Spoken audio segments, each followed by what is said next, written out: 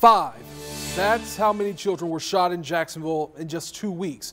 It hurts to hear about kids becoming victims of such violent and senseless crimes. It's even more disturbing when those responsible are kids and teens themselves. Our Juliette Dreyer spent months digging into juvenile crime in Jacksonville, going into the neighborhoods, I should say, affected most.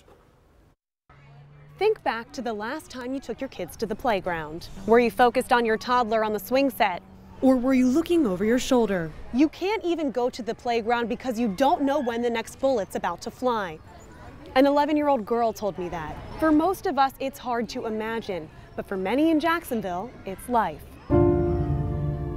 He was a great athlete. He played both football and basketball. He just got involved in the wrong things. Usually you can't even go to the playground normally because you don't know when the next bullet is about to fly through the air. The younger generation nowadays is one that's doing all the killing.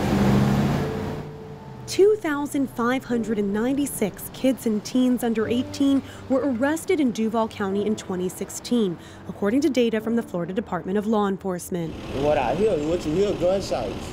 You see more people toting guns these days than what they were doing back in the day when I was coming up. Michael Page lives on the north side, in one of 2 zip codes pinpointed by the community-wide anti-crime initiative Jack's Journey as having the highest amount of juvenile crime. So does Sam McDaniel, street life, thug life, who we met at a park in Moncrief, across the street from a mortuary. They stay kind of busy. Yeah, at one point, there used to be a beautiful park. You always see things happening, activity through the year. It's too much violence. The data from FDLE shows overall juvenile arrests in 2016 were down from the previous year. This graph shows juvenile arrests have accounted for 11% to 8% of total arrests for the past decade. But looking closer at the data, we see that murder arrests in Duval County have risen for the last 5 years on record. There were 0 in 2012, 9 in 2016. Sheriff Mike Williams says kids and teens aren't the main source of crime in Jacksonville. That's people 18 to 25 years old. But he says kids growing up around gangs and violence may fall into the same patterns. And sometimes bystanders get caught in the crosshairs. You see clear evidence of younger kids, even preteens, hanging around and seeing people like that, and if that's all they see and that's all they know, that's what they're going to aspire to be, and that's what. That's not the case. I want to travel the world. With 11-year-old Yanni Hairston. Yanni feels safe in her elementary school, but says it's a different story. Older kids, whew. In some high schools. Drugs, guns.